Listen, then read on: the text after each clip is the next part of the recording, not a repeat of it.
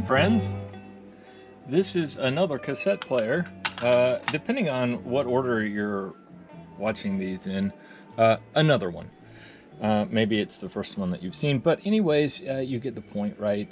There's a lot of cassette players that I'm going through, especially here recently, for a channel that really focuses on turntables and amplifiers. Certainly don't have a lot of amplifiers and certainly have a lot of cassette players. Anyways, I'm almost through them. Almost. All right, this is my personal cassette player. I found a Denon that I really like, and so I'm going to start using it to listen to cassettes. I usually only listen to cassettes to test and make sure that they haven't been magnetized on accident or such. So I finally found a Type 2 cassette that is, I don't know, I must have picked it up in a lot or something, but it's a Denon Type 2, and it does look very different than your Type 1. With your Type 1, they're going to play okay in most of your commercial production, like here is Space Odyssey and Pearl Jam. Pearl Jam doesn't even have Dolby. This one at least has Dolby on it. But these are Type 1s. And they are what they are. It's what we all listen to. But if you record from CD and you want that crystal clear CD quality coming out of the cassette, then you want a Type 2 or 3.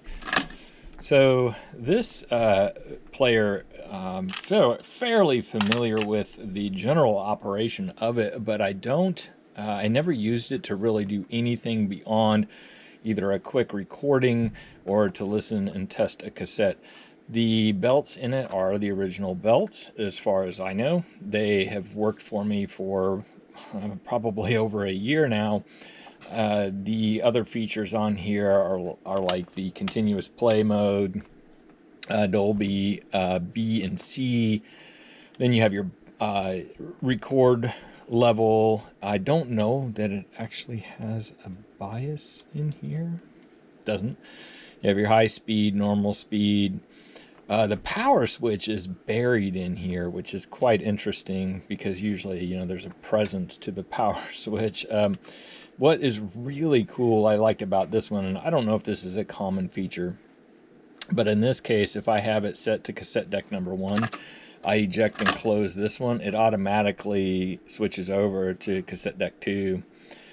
It does have some memory functions, like program, side, start. Don't know, I did not use those. I assume they work. Don't know why they wouldn't. And anyways, so the play on this, I'm just going to let you listen to it for a little while. Actually, you know what? We probably should switch out the cassettes because I think that this is Chet. Yeah, Chet. So that would get flagged fairly quick on old YouTube there. So that's the end. All right, here we go. And give you a good listen for any wobble or awfulness.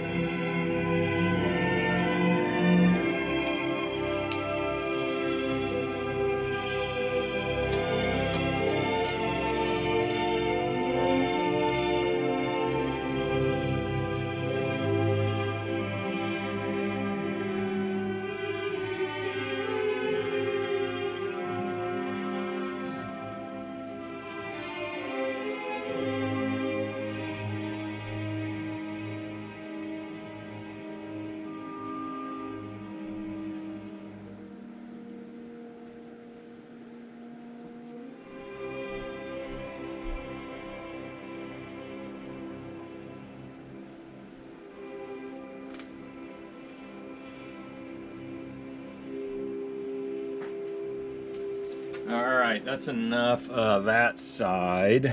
Let's eject out of there and put it over here. And what way were we going there? We're going that way. And there we go. Here's that hiss that you always hear. Here's the Dolby.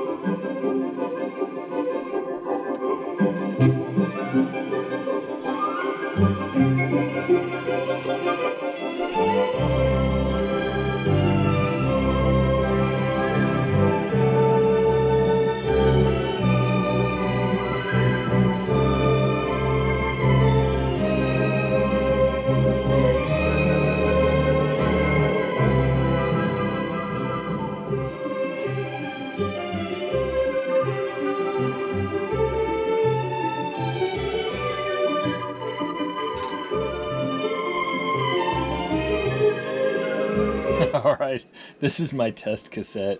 It has a couple of defects in it where cassette players have chewed it up. I'm sure you heard that. That was not the player. There was one point where I was listening to my Pearl Jam, and I've run it through both sides, on this side and on that side, and I can't tell if it was the cassette, the stereo, or the cassette player that actually started to squeal a little bit.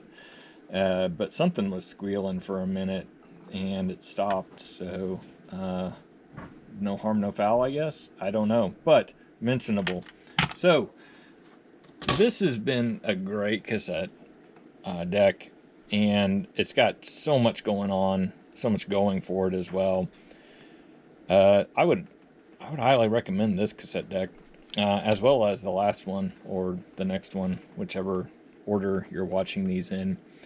So this one will be out on eBay. Oh, by the way, what this one is, it says Pioneer CT 1380WR, and it should probably be in the title. So if you're watching this, this is a Pioneer. Thanks for watching. Have a good day.